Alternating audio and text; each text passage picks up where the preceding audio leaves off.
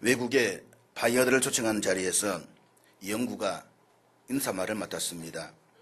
그런데 영구에게는 이 발음에 문제가 있었습니다. 이상하게 발음이 혀도 짧은 데다가 늘 발음에 문제가 있습니다. 그래서 열심히 영어 발음을 하고 있는 그에게 다른 과정이 다가와서 아는 체를 했습니다. 이보게 여기 이 G 발음 A, B, C, D, F, G라고 하는 G 발음은 한글로 기억이라는 소리가 나니까 주의하시게.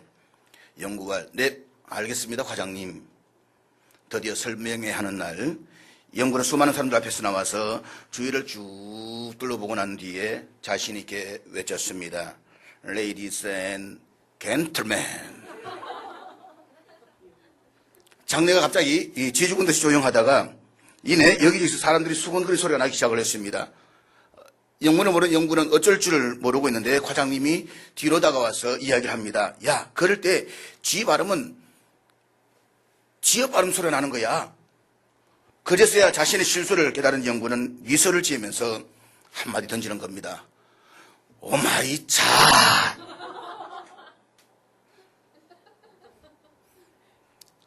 발음 잘 들으시길 바랍니다. 그래서 오늘부터 우리는 말라기서를 함께 살펴보려고 합니다. 사실 말라기서는 거의 다뤄보지 않았던 부분이라고 볼 수가 있습니다. 한번 제가 찾아보니까 우리 교회가 개척하면서 지금까지 말라기서를 설교했던 적은 말라기 3장에 있는 헌금에 관한 이야기 딱 한 번밖에는 없었습니다. 그래서 이 말라기서를 내가 어떻게 다루어 볼까 고민을 하다가 한번 도전해보자 라고 싶어서 오늘부터 말라기서에 한번 도전해 보고 있습니다. 사실 이 말라기서는 구약에서 12권의 소선지서로 알려져 있는 모음집의 마지막에 나오는 책입니다. 말라기라고 하는 이름의 뜻은 나의 사자라는 것입니다. 이 이름이 너무 특이해서 어떤 학자들은 이것은 아마도 그의 이름이 아니라 별명일 것이다 라고 추측하기도 합니다. 어떤 아버지가 감히 자기 아들에게 나의 사자라는 이름을 붙일 수가 있겠습니까? 그래서 어떤 성경학자는 아마도 이 말라기의 저자가 에스라가 아닐까라고 추측하기도 합니다. 사실 성경은 말라기가 어떤 사람인지에 대한 구체적인 정보를 전혀 제공해주고 있지를 않습니다. 그럼에도 불구하고 대부분의 복음주의 학자들은 말라기는 실제 인물이며 말라기서도 말라기 선자에 의해서 기록되어졌다라고 인정해 오고 있습니다. 뿐만 아니라 유대인의 전통에 의하면 선지자 학개와 스가랴 그리고 말라기는 대회당을 창설한 인물이라는 것입니다. 대회당, 그레이트 시나고교회라고 해서 대공회라고 볼 수가 있는 것입니다. 또 이들은 포로 후기 시대에 성경을 보존하고 전통적인 교훈과 가르침을 전하는 데 중요한 역할을 했던 사람들로 추정되어지고 있습니다. 그리고 더 나아가서 이들 세 선자가 죽은 후에 성령이 이스라엘을 떠나신 것으로 유대 랍비들은 믿어오고 있습니다. 그래서 말라기 이후에서 예수님께서 이 땅에 오시기까지의 약 400년간의 시기, 이 기간을 가리켜서 우리는 성경적으로 중간기 시대라고 이야기를 합니다. 이 시기에는 하나님께서 말씀을 주시지 않았기 때문에 침묵의 시기라고도 하고 암흑의 시기라고도 이야기를 합니다. 묵시가 없었던 시대 라는 것입니다. 그래서 이 시기에 서해졌던 성경은 전부 다 정경으로 인정하지 않습니다. 외경, 인정할 수 없는 외경으로 우리가 취급하고 있다라고 말할 수가 있습니다. 우리는 먼저 이 말라기가 살았던 시대적인 상황을 한번 살펴보려고 합니다. 유다 백성들이 바벨론의 포로 생활에서 돌아와서 성전 건축을 시작했다가 적어도 20여 년간 건축이 중단이 됩니다. 성전 건축이 너무 힘들었기도 하고 또 주변에 많은 방해가 있었기 때문입니다. 그때 학개와 스가랴가 고국 유다로 돌아와서 성전 건축을 다시 독려합니다. 그리고 그들은 마음과 뜻을 모아서 힘을 다해 성전을 완공합니다. 물론 이전의 솔로몬 성전에 비하면 다시 지은 성전은 훨씬 초라했습니다. 그렇지만 그들은 나름대로 최선을 다했습니다.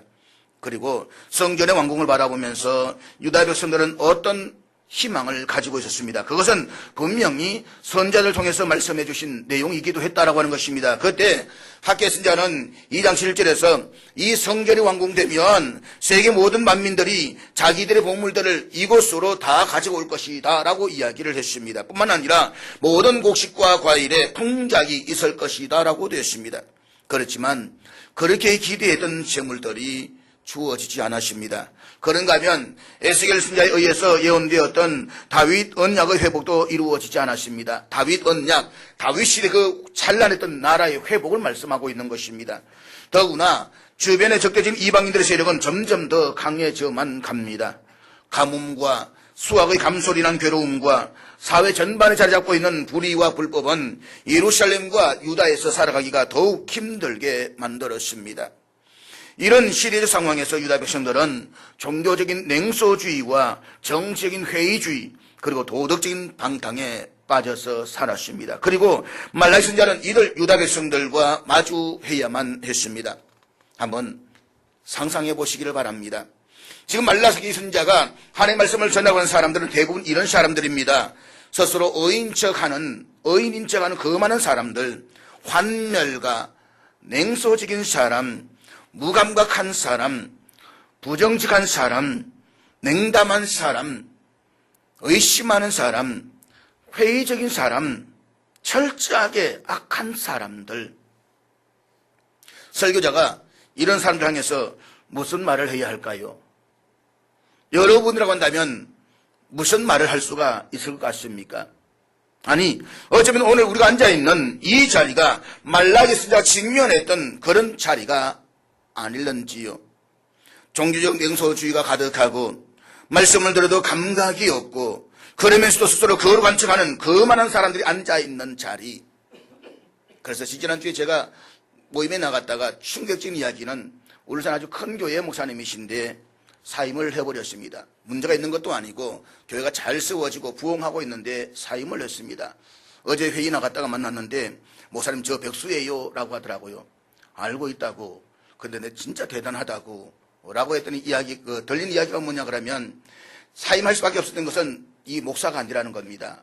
기존 기독권 세력의 눈치를 보면서 전해들 말씀을 마음대로 전하지 못하고 이게 하나님 말씀인데도 불구하고 눈치를 보아야 하면서 설교해야 되는 것, 이거는 목사가 아니더라는 것입니다. 그래서 정말로 목회다운 목회를 하고 싶다라고 해서 그 자리를 사임해 버렸습니다. 그러면서 지금 백수라고 그러길래 목사님 백수도 백수 나름입니다 라고 이야기를 하면서 웃다가 헤어졌습니다마는 사실 오늘 이 시대에 갈등하는 요인이 어쩌면 말라기 시대의 그 상황이라고 우리가 말할 수가 있지 않겠습니까? 말라기는 그와 같은 백성들을 향해서 외칩니다. 하나님의 사자가 반드시 이 성전에 오실 것이다. 그때 심판을 받지 않으려면 지금 바른 예배와 율법의 삶을 회복하라. 사랑하는 여러분, 말라기의 외침은 오늘 우리들에게도 그대로 적용되지가 않을까요? 이 땅의 그리스도인들도 한때는 주님이 다시 오실 것을 믿었습니다. 우리 믿음의 선배들은 먼 하늘에 이상한 구름만 떠도 주님이 오시는 줄로 생각을 했습니다. 그래서 뜨거운 마음으로 예배를 드렸습니다. 간절한 마음으로 하나님의 말씀을 듣고 그 말씀대로 살고자 몸부림쳤습니다. 한 영혼에 더 구원을 받아야만 된다라는 마음에서 전도를 열심히 했습니다. 그렇지만 세월이 흘러도 기다리던 주님이 오시지 않았습니다. 이 장님이라는 인간이 엉뚱한 짓을 해나가면서 오히려 종말로 내 신앙은 우리의 사상 속에서 사라져버렸습니다. 예수를 믿고 신앙생활하면 무엇인가 좋아질 것이라는 기대가 있었는데 그 기대도 사라져갑니다. 그러면서 우리의 신앙은 점차 무음이 건조한 신앙으로 변질되어져 버렸습니다. 사실 한국교회는 1990년대 중반을 지나면서 하나님 중심적인 신앙보다는 인간 중심적으로 변질되기 시작했습니다.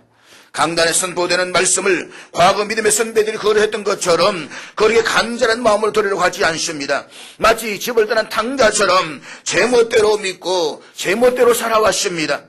그 결과 우리가 살아가는 이 사회는 죄악으로 뒤덮이고 개인의 심령은 사막처럼 메마르고 거리에는 흉악한 범죄들로 뒤덮이고 경제는 위기에 빠져서 여기저기서 절망하는 현실에 부닥치게 되었습니다. 예수님이 분명히 이렇게 말씀을 하셨습니다. 내가 너희를 위하여 거처를 예비하러 가노니 내가 너희를 위하여 거처를 예비하러 가노니. 그렇습니다. 우리 이 세상에 영원히 머물러 있을 사람이 아니라 주님이 예비하신 그 저소로 가야 할 사람들입니다. 그런데 세상에 오래 머물다 보니 그만 세상이 더 좋아져 버렸습니다. 영적 순례자의 길을 걸어가기보다는 적당하게 세상 속에 살면서 즐기며 살아가고 있습니다. 그래서 누군가가 우리들을 향해서 교회에 다니는 것 외에 너희가 믿지 않는 사람들과 다른 것이 도대체 무엇이냐라고 묻는다라고 한다면 아마 우리는 대답할 말이 없을 것 같습니다. 말라기 선지자가 유다 백성들을 향해서 외치는 설교의 여정은 언약이라고 하는 넓은 주지 아래서 놓여질 수가 있습니다. 1장에서는 야곱의 언약을 말씀하고 2장에서는 레위의 언약과 결혼의 언약을 말씀하고 있습니다. 그리고 4장에서는 모세의 언약을 말씀하고 있습니다. 그런데 이 언약의 기본적인 사상은 그 핵심에 있어서 당사자 간의 의무와 책임을 수반하는 계약 관계라고 하는 것입니다. 말라기 선지자는 하나님을 이스라엘 백성들과 언약을 맺으시고 그 언약을 지키시는 분으로 선포합니다. 하나님의 언약의 조건적인 성격은 이스라엘로 하여금 계약의 규정에 전적으로 순종할 것을 격려하면서 이 언약 공예를 깨뜨린 것에 대해서 회개할 것을 촉구하고 있는 것입니다. 다시 말해서 이스라엘이 하나님과 갖는 관계는 수직적인 책임과 수평적인 책임을 요구하고 있다는 것입니다. 여기서 수직적 책임은 하나님께 합당한 예배를 드리라는 것입니다. 그리고 수평적인 책임은 사회 정의를 바로 세우는 일에 책임 있는 삶을 살라는 것입니다. 그러므로 말라기 선지자가 전하고 있는 이 하나님의 말씀은 다분히 심판적 요소를 가지고 있다고 말할 수가 있는 것입니다. 말라기 선지자가 이스라엘 백성들 향해서 일관되게 외치는 메시지는 이것입니다. 하나님 향한 거룩한 예배의 열정을 회복하라는 것입니다. 그리고 그리스도인으로서의 사회적 책임을 감당함으로써 이 땅에 하나님의 정의가 실현되는 삶을 살라는 것입니다. 그렇지 않으면 하나님의 사자가 전권을 가지고 오실 때에, 메시아가 전권을 가지고 이 땅에 오실 때에, 우리 주님께서 전권을 다시 오실 때에 바른 신앙과 엉터리 신앙을 골라내시고 심판하실 것이다 라고 하는 것입니다. 사랑하는 여러분, 말라기 선지자가 외치는 하나님의 심판적인 말씀은 오늘 저와 여러분 이 시대를 살아가는 모든 사람들 향한 말씀이라는 사실을 외면하지 마십시오. 우리는 예수 그리스도 구속의 은혜로 하나님의 자녀가 되었습니다. 하나님의 자녀가 된 우리는 마땅히 이 땅에서 그리스도의 이름으로 사랑과 정의를 실천하며 살아야만 합니다. 그리고 오직 하나님께만 희망을 두어야만 합니다. 그렇지만 오늘 우리의 삶은 어떻다라고 생각을 하십니까? 우리는 하나님의 자녀가 되었다는 사실은 믿고 받아들입니다. 그렇지만 하나님의 자녀가 이 땅에서 마땅히 감당해야 할 수직적인 책임과 수평적인 책임을 감당하려고 하지 않습니다. 때문에 지금 우리의 예배는 무너졌습니다. 희생이 없는 형식적인 예배, 몸이 건조한 형편없는 예배를 드리고 있습니다. 세상 속에서도 자기만 사랑할 뿐이지 이웃과 형제를 온몸을 다해서 사랑하려고 하지 않습니다. 지금 우리들 안에는 종교적 냉소주의만 가득할 뿐인 것입니다. 요시상 교회는 나오지만, 요시상 말씀을 듣지만 그 말씀에 대한 몸부림이 우리 안에서 사라지고 없다라고 하는 것입니다. 오늘 이 땅에 수많은 그리스도인들이 신앙생활하고 같은 시간에 예배를 드리지만 사회의 변화는 전혀 이루어지지 않습니다. 오히려 그리스도인들로 인해서 세상은 더 악해져 가고 있다는 것입니다. 어떻게 이야기해야 될까요? 말라기 선지자는 부패한 제사장들을 향해서 책망하면서 다가오는 하나님의 심판의 날을 경고하고 있습니다. 그런가 하면 백성들에게는 더욱더 신실한 예배의 삶을 요청하면서 모세 언약에 나타난 윤리적인 표준을 따르라고 경고하고 있습니다. 그렇지만 무엇보다 중요한 것은 말라기 선지자는 하나님의 메신저였습니다. 그리고 하나님께서 말라기를 통해서 이스라엘 백성들에게 첫 번째 말씀은 아주 간결하고 단순했습니다. 여호와께서 이러시되 내가 너희를 사랑하였노라. 사랑하는 여러분, 하나님께서 이스라엘 백성들에게 제일 먼저 이 말씀을 주신 이유가 무엇일까요? 수많은 말씀들이 있음에도 불구하고 하나님께서 이스라엘 백성들에게 말라기서를 통해서 말씀하신 내용, 내가 너희를 사랑하였노라, 이 말씀하신 이유가 어디에 있을까요? 그것은 종교적 냉소주의에 빠져있는 이스라엘 백성들, 형식화되고 몸이 건조한 저들의 신앙에 하나님의 사랑을 다시 확증하기를 원하고 계신다라고 하는 것입니다. 내가 너희를 얼마나 사랑하시는지를 알라는 것입니다. 지금 이스라엘 백성들은 이사야와 학개, 스가랴 선지자가 전했던 하나님 이상과 꿈이 분명히 실패했다라고 생각했습니다. 그래서 지금 이스라엘 백성들의 의식 밑바탕에는 신앙 생활에 대한 회의론이 한참 자라고 있었습니다. 믿어봤자 소용없더라. 교회 나가봤자 별 볼 일 없더라. 예배 드려봤자 의미가 없더라. 때문에 하나님께서는 이런 이스라엘 백성들의 잘못된 생각을 교정해 줄 필요를 느끼셨던 것 같습니다. 그런 점에서 말라기의 중요한 첫 번째 임무는 포로 후기에 고국으로 돌아온 유다 백성들이 하나님과의 언약 관계에서 잘못 생각하고 있는 것을 바로 잡아주는 것이었다라고 말씀하고 있는 것입니다. 오늘 본문의 2절 말씀 우리 한번 같이 보도록 하겠습니다. 2절 말씀 다 같이 읽겠습니다. 시작. 우리는 여기서 하나님과 유다 백성들 사이에 상당한 생각의 차이가 있음을 깨닫게 됩니다. 분명히 하나님께서는 그들을 향해서 이렇게 말씀하십니다. 내가 너희를 사랑하였노라. 그랬더니 유다 백성들 이렇게 반문합니다. 주께서 어떻게 우리를 사랑하셨나이까? 다시 말해서 하나님은 자신들을 사랑하신 적이 없다는 것입니다. 약속을 지키지도 않고 고생만 실컷 지키시는 것을 보니 자신들을 사랑하시지 않는다는 것입니다. 우리가 성전을 짓기 위해서 얼마나 힘들고 고생했느냐, 이 성전을 짓기 위해서 얼마나 많은 어려움을 겪었느냐, 그런데 하나님 뭐라고 말씀하셨느냐, 그런데 그 약속은 전혀 이루어지지 않았다. 하나님은 말짱 거짓말짱이다. 그렇다면 하나님이 생각하시는 사랑은 어떤 사랑이시겠습니까? 마치 부부간의 사랑처럼 서로를 더 많이 알아가는 것입니다. 전에는 혼자서 하던 일을 이제는 같이 하는 것입니다.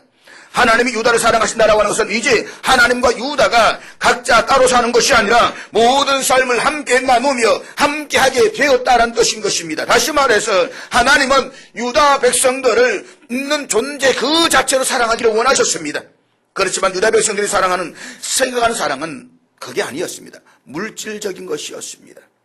하나님이 자신들을 사랑하신다면 적어도 돈도 주시고 집도 주시고 땅도 주시고 명예도 주셔야 한다는 것입니다. 그들에게는 하나님께서 함께 하신다는 의식이 없었습니다. 아니, 그들에게는 하나님이 안에 계셔도 상관이 없습니다. 다만 그분이 주시는 물질적인 축복만 있으면 되는 것입니다.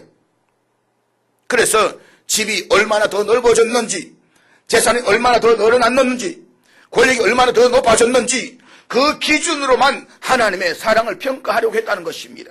그래서 내 아파트가 50평에서 70평 넘어가면 하나님 나를 사랑하신다. 차를 모닝에 타다가 벤츠로 바꿔지면 하나님 나를 무척 사랑하신다. 그런 이 물질적인 개념으로 하나님의 사랑을 평가했다는 것입니다. 그렇기 때문에 그들은 이렇게 결론을 내리고 있는 것입니다. 하나님은 우리를 속였다. 하나님은 우리를 사랑하신 적이 없다라고 말입니다.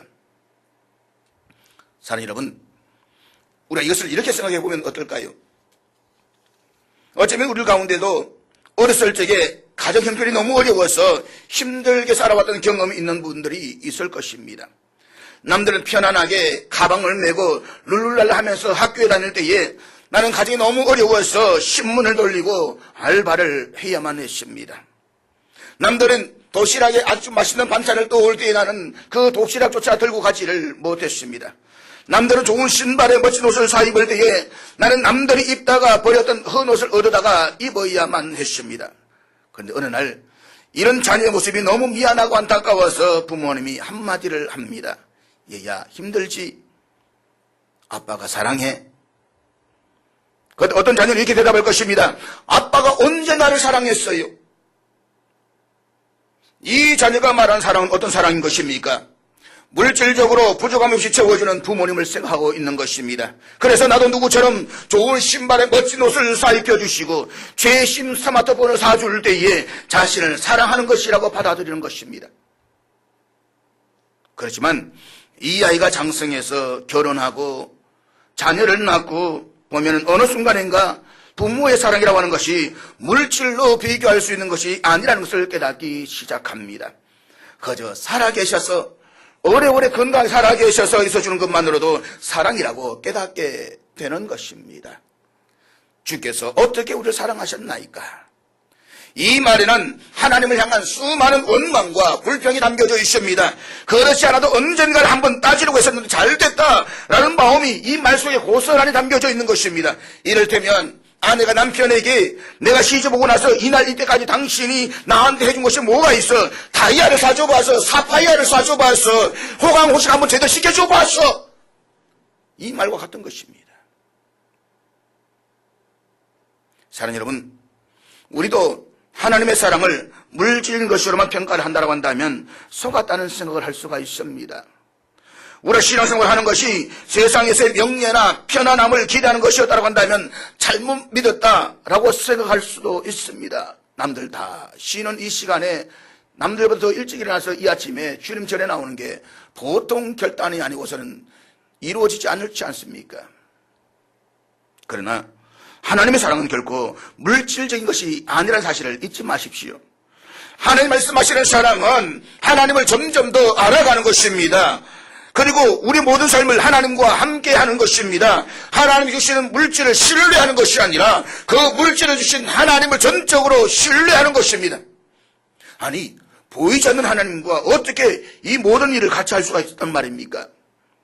보이지 않는 하나님의 사진을 품에 품고 다닐 수도 없고 하나님의 손을 잡고 다닐 수도 없는 것이 아닙니까? 그러나 기억하십시오. 사진이 아니라 그분의 말씀을 품으면 되는 것입니다. 늘 하나님의 말씀을 생각하는 것, 그분의 말씀을 따라 살아가는 것, 기도하는 것, 그리고 매사에 하나님 이 이름 어떻게 하면 좋을까요? 라고 묻는 것이 곧 하나님과 함께 하는 것입니다. 아이들을 키워보면 알잖아요. 어릴 때는 쫄쫄 따라와서 엄마 이거 어떻게, 아빠 어떻게, 용돈 받으면 세뱃돈 받으면 엄마 이거 가지고 있어 쭉쭉 주다가 어느 순간에 용돈 받으면 그냥 지 주머니에 넣기 시작을 하고 그 다음에 숨기기 시작하고 그 다음에 비밀을 만들기 시작하고 바깥에 나가서 수많은 이야기를 하다가 어느부터 말수가 줄어들기 시작하면 그때부터 보면 어떻습니까? 저놈적이지 자랐다고 이제는 나를 무시하기 시작하나? 나하고 관계를 안 하나? 섭섭해지지 않습니까? 하나님도 그러시다는 것입니다. 하나님을 늘 생각하는 사람, 하나님을 알아가는 사람, 매사에 하나님과 협력하고 하나님을 의지하면서 사는 사람일수록 하나님의 사랑을 더 많이 느낄 수가 있는 것입니다. 주께서 어떻게 우리를 사랑하셨나이까? 라고 반문하고 있는 유다 백성들을 향해서 하나님께서는 유다 백성들을 향한 당신의 사랑의 성격을 이렇게 말씀하고 있는 것입니다. 에서는 야곱의 형이 아니냐? 그러나 내가 야곱을 사랑하였고 에서는 미워하였으며, 우리가 잘 알듯이 에서와 야곱은 형제였습니다. 그것도 보통 형제가 아니라 서은이와 서준이였습니다. 상둥이 형제 말입니다. 아하, 제가 서은이, 서준이 요즘 너무 좋아하거든요. 그런데 여러분, 하나님께서는 형인 에서는 미워하시고 동생인 야곱은 사랑하셨습니다. 두 사람이 태어나기도 전에 그렇게 하셨다는 것입니다. 에서와 야곱 가운데 누가 더 나은 사람인가에 대해서 우리는 판단할 수가 없습니다. 에서는 탐욕적인 사람이었고 야곱은 사기꾼 같은 사람이었습니다. 에서도 문제가 많았지만 야곱도 그에 못지않게 문제가 많았습니다. 둘 다 그 자체로서는 전혀 사랑받을 만한 사람이 못 되는 사람들이었습니다. 그런데 하나님은 야곱을 선택하셨습니다. 내가 야곱을 사랑하였고 에서는 미워하였으며 라고 하는 것은 야곱은 하나님의 백성을 선택하신 반면에 에서는 멸망시키기로 작정하셨다는 것입니다. 하나님의 선택에는 세 가지 사실이 포함되어져 있습니다. 첫째는 하나님의 전혀 택할 가치가 없는 자들을 택하셨다는 것입니다. 하나님은 사랑하는 가치도 없고 사랑할 이유도 없는 자, 오히려 하나님 편에서 보았을 때에 원수 같은 자들을 말할 수 없는 사랑으로 선택해 주십니다. 야곱도 하나님이 보시기에 전혀 사랑스럽지 않는 사람이었습니다. 그런데도 하나님은 무조건적으로 그를 선택하셔서 사랑해 주셨습니다.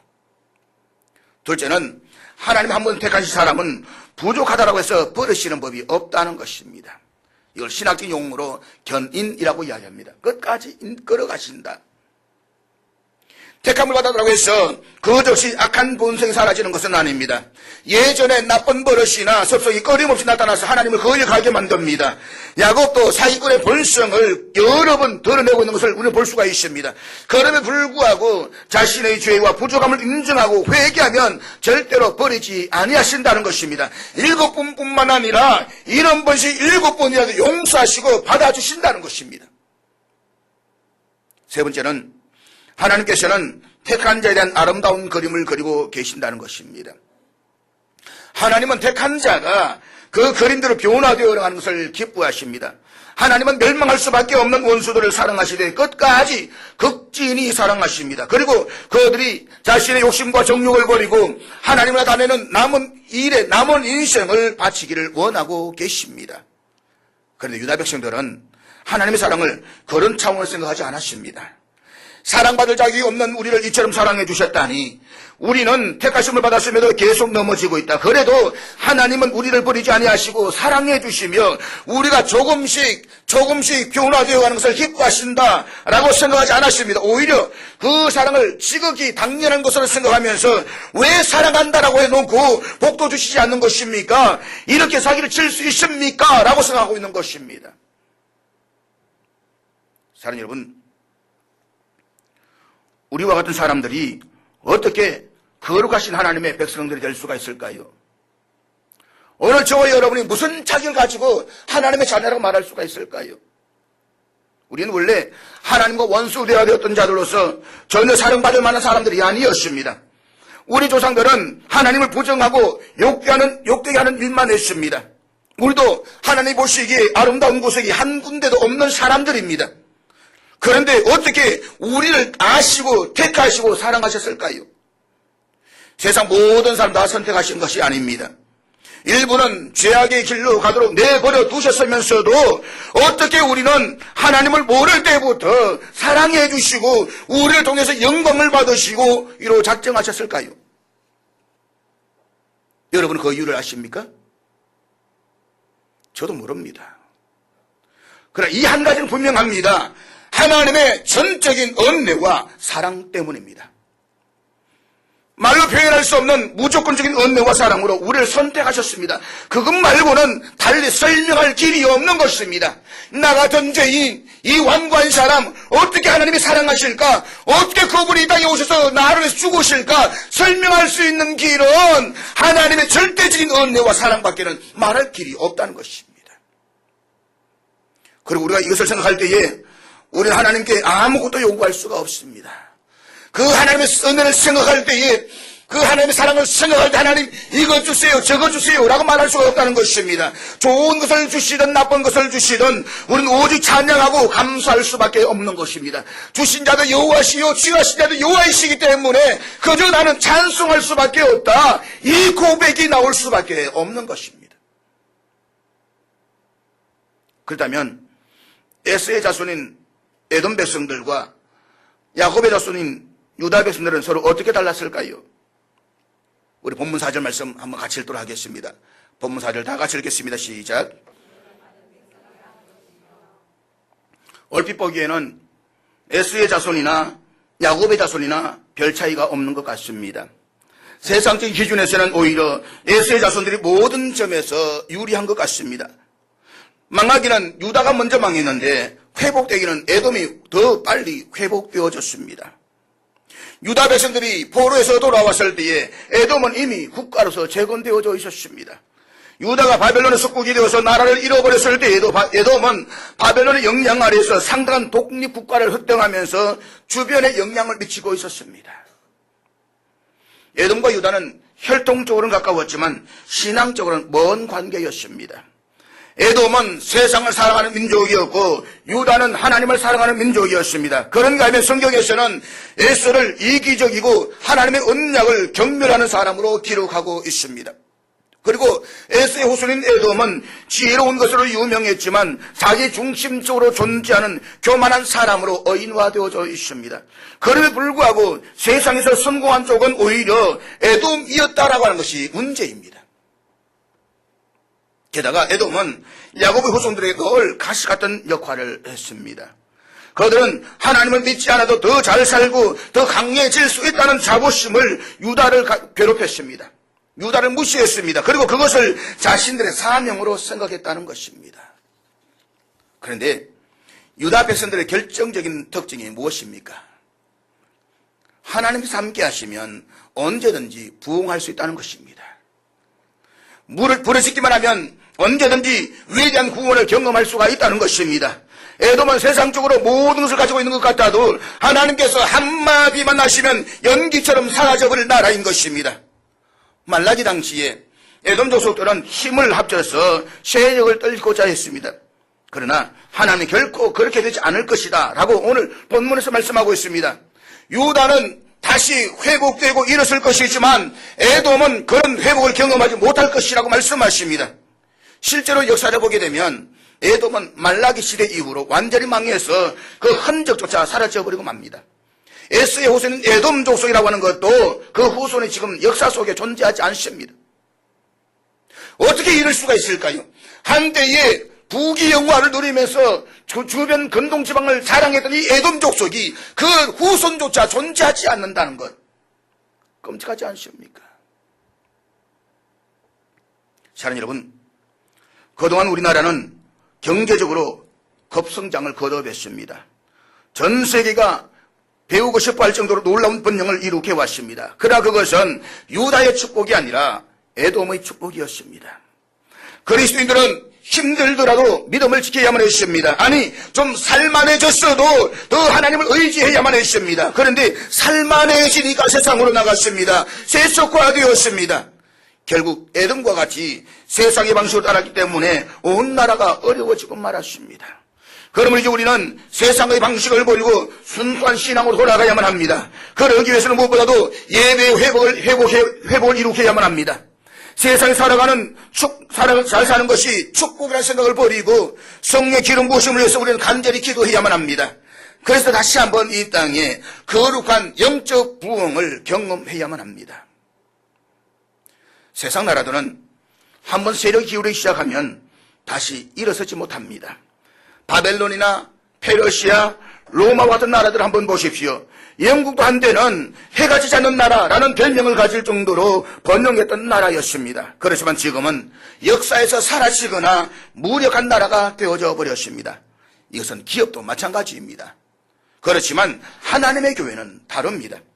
아무리 피폐하고 중병이 들어있어도 성령만 임하시면 언제 그런 적이 있었냐는 듯이 힘차게 다시 일어설 수가 있습니다. 이것이 에돔과 유다의 차이인 것입니다. 오늘 갑자기 하나님의 백성들이 자신들의 상태를 깨닫기 시작합니다. 하나님이 약속하신 것은 훨씬 더 능력 있고 영광스러운 삶인데 자신들은 피폐할 대로 피폐해져 있음을 깨닫고 애통하기 시작합니다. 그런 하나님의 은혜를 갈망하면서 말씀에 순종하기 위해서 애를 씁니다. 그러면 어떤 일이 일어날까요? 놀라운 성령의 능력이 부어지면서 성도 한 사람 한 사람이 과거에는 상상할 수도 없었던 능력으로 일어서기 시작합니다. 한 사람이 천을 당하고 천이 만을 당하는 그 역사가 일어나게 되는 것입니다. 그러면 온 세상이 교회를 주목하게 됩니다. 세상에서는 볼 수 없는 기적들이 바로 주님의 몸된 교회를 통해서 일어나고 있기 때문인 것입니다. 우리 그 역사를 기대해야 되는 것입니다. 사랑하는 여러분, 오늘 본문을 통해서 말라기 선지자가 유대 백성들에 전하고자 하는 하나님의 메시지가 무엇입니까? 그리고 오늘 저와 여러분에 주고자 하는 메시지는 또 무엇입니까? 그것은 하나님께서는 여전히 이스라엘을 사랑하시며 그들과 믿은 옛 언약이 지금도 유효하다는 사실을 깨닫게 되기를 원하고 계십니다. 그런데 하나님께서 유다 백성들과 언약 관계를 맺으신 이 목표와 말라기에서 전하고자 하는 메시지의 핵심은 상호성입니다. 서로성, 상호성인 것입니다. 다시 말해서 하나님의 사랑에 전적으로 순종으로 반응하는 것이 이스라엘의 의무였다는 것을 말씀하고 있는 것입니다. 여호와께서 이스라엘을 사랑하지 않았다는 저들의 주장에 대한 말라기의 이 논박은 바벨론 포로에서 돌아온 유다 백성들이 겪은 믿음의 위기가 얼마나 심하고 깊은 것이었는가를 증명해 주고 있습니다. 때문에 하나님께서는 이스라엘을 향한 하나님의 변치 않는 언약적 사랑을 보여주시고자 에스와 야곱이라는 외적인 증거를 들어서 확인시켜주고 있는 것입니다. 야곱이 잘나서 사랑받았느냐? 야곱이 잘나서 선택받았느냐? 아니라는 것입니다. 하나님의 무조건적인 사랑에 의해서 선택받았다는 것입니다. 너희들이 잘나서 선민이 아니라는 것입니다. 하나님의 무조건적인 은혜와 사랑에 의해서 선민으로 선택되었다는 것입니다. 우리가 믿는 하나님은 인격적인 분이십니다. 그렇기 때문에 그분의 사랑을 물질적인 축복으로만 판단해서는 안 됩니다. 참으로 사랑하는 관계는 거래 관계가 아닙니다. 주고받고 따지고 이자를 챙기는 그런 관계가 아니라는 것입니다. 우리의 진정한 축복은 물질적으로 부유해진 데 있는 것이 아니라 하나님을 더 깊이 알아가며 그분과 함께 동행하는 데 있는 것입니다. 사랑하는 여러분, 하나님의 능력을 체험하고 싶으십니까?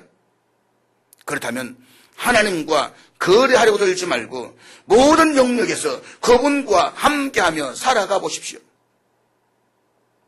하나님의 사랑은 분명히 선택적인 사랑입니다.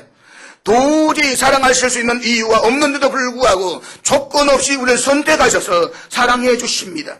우리 그 놀라운 사랑 앞에 굴복하며 조건 없이 감사드리고 그분께만 영광을 돌려드려야만 합니다. 우리 하나님은 참으로 선하신 분이십니다. 그의 자녀들은 우리가 참으로 행복해지기를 바라실 뿐만 아니라 그렇게 만들어줄 능력을 가지고 계신 분이 우리의 하나님이십니다. 그러므로 하나님을 짐으로 여기지 마십시오. 그 하나님이 나를 사랑하신다는 것을 믿고 용기를 내서 일어나십시오. 옆 사람이 뭐라고 하든지 두려워하지 말고 내 속에 있는 병든 것들과 실패한 것들 다 내놓고 주님 앞에 부르짖으십시오. 그러면 친히 나를 치료하시며 온전하게 하시고 에돔의 복과는 다른 비밀스러운 복으로 우리의 삶 속에 채워주실 것입니다.